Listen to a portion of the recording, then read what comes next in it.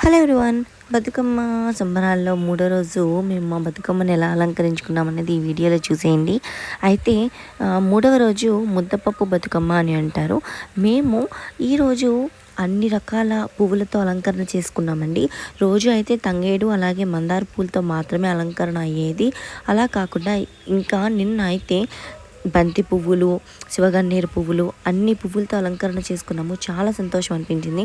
అయితే ఇక్కడ వీళ్ళందరూ ఎవరు అనుకుంటున్నారేమో, బతుకమ్మ నవరాత్రులు మొదలైన దగ్గర నుంచి 9 రోజులు కూడా మేమందరం కూడా మధ్యాహ్నం బతుకమ్మని చేయడానికి వెళ్తాము. అలాగే సాయంత్రం గుడికి కూడా వెళ్ళి అమ్మవారికి దండం పెట్టుకుంటామండి. కాకపోతే ఇక్కడ ఏంటి అంటే వీళ్ళందరూ కూడా పెద్దవాళ్ళే ఉన్నారు, కొంతమంది చిన్నవాళ్ళు కూడా ఉన్నారు. మేమైతే బతుకమ్మని 1:30, 2 o'clockకి చేయటం స్టార్ట్ చేస్తామండి. దగ్గర దగ్గర 3:30, 4 వరకు కంప్లీట్ అవుతుంది.